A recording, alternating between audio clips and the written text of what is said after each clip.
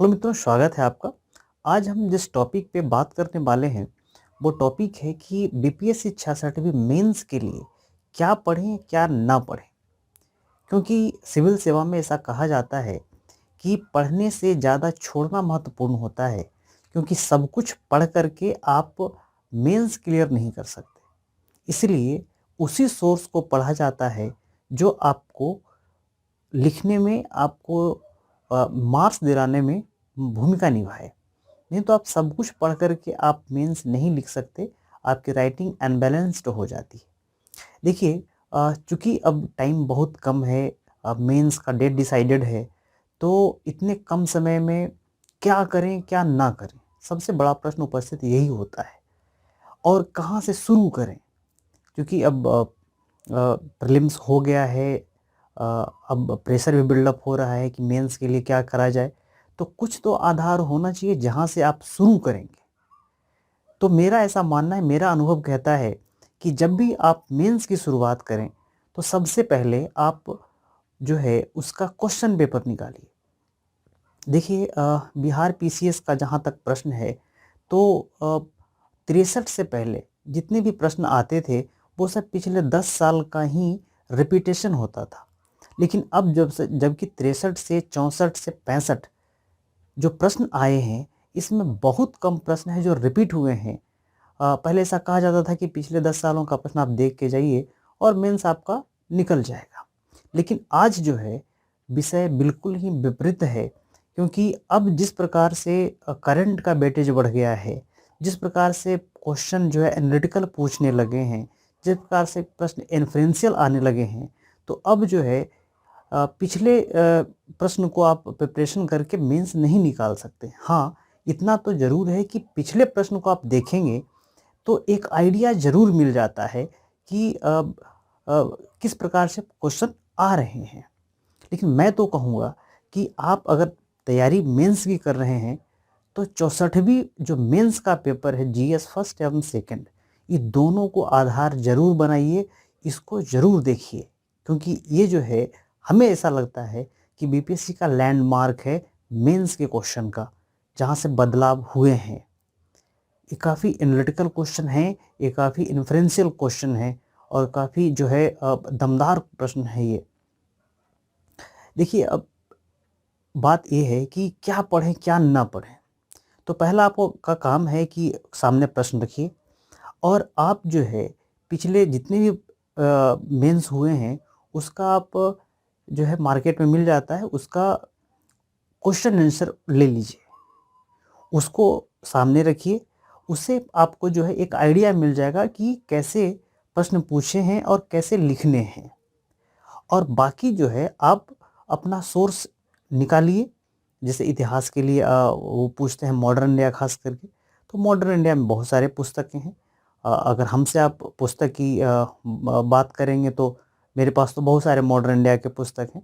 लेकिन इसमें जो है अगर चूँकि वो बिहार से ज़्यादा प्रश्न पूछते हैं तो बिहार से कोई ऐसा सोर्स है नहीं। एक पुस्तक है बिहार के लिए, लेकिन काफ़ी उसमें थोड़ा-सा उसमें जो लिखा हुआ है वो डेटा जो है, डेट जिसको कहते हैं, डेट जो है वो हिंदी में लिखा हुआ है। वो जो लिखते हैं ना 4 ऐसे घुमा के और 5 ऐसे करके, वो डेट लिखा हुआ है। तो थोड़ा-सा जो आज के बच्चे हैं उनको पढ़ने में थोड़ा कठिनाई होता है।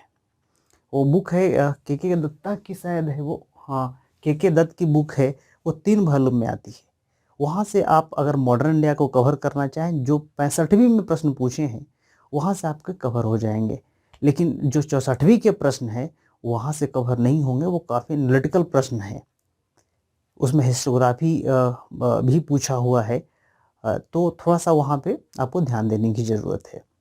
बाकी रहा जो फर्स्ट पेपर का जो सेकंड टॉपिक आता है जिसको कहते हैं करंट अफेयर्स। तो मित्र, वो करंट अफेयर्स कम है और इंटरनेशनल रिलेशन वो ज़्यादा है। तो आपको कोई एक सोर्स से तो वो मिलेगा नहीं। आप कोई भी एक मैगज़ीन पढ़ रहे होंगे तो वो मैगज़ीन से कवर नहीं होंगे। वो कम से कम 2-3 मैगज़ीन, ख़ास करके विज़न का जो मैगज़ीन आता है, उसका जो इंटरनेशनल रिलेशन वाला पार्ट है, उसका जो करंट अफेयर्स का जो पार्ट है वो काफ़ी अच्छा है।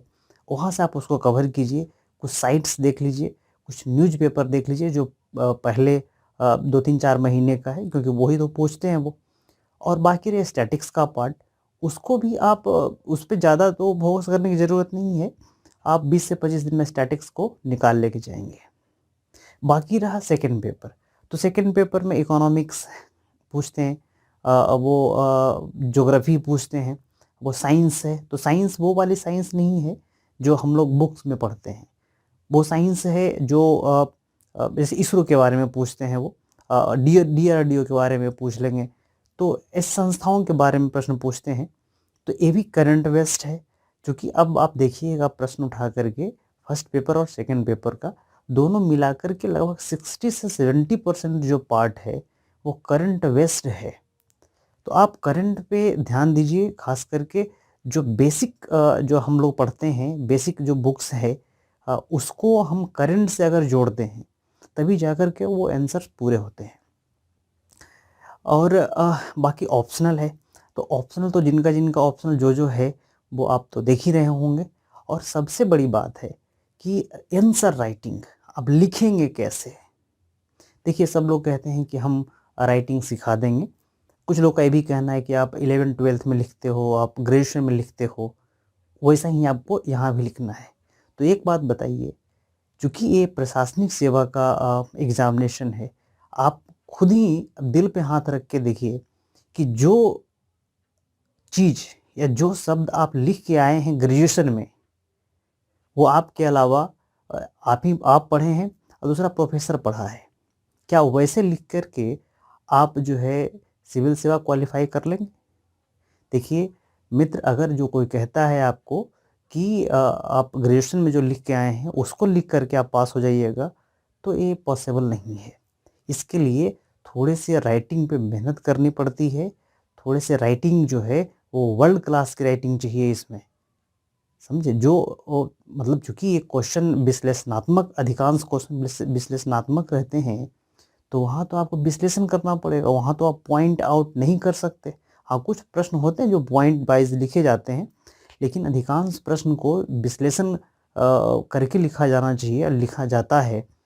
तो उसके लिए आपको बेसिक नॉलेज और बेसिक के साथ-साथ आपके पास जो विषय वस्तु लिख रहे हैं, उसका दर्शन मालूम होना चाहिए, तभी आप राइटिंग जो है अच्छे तरीके से कर सकते हैं।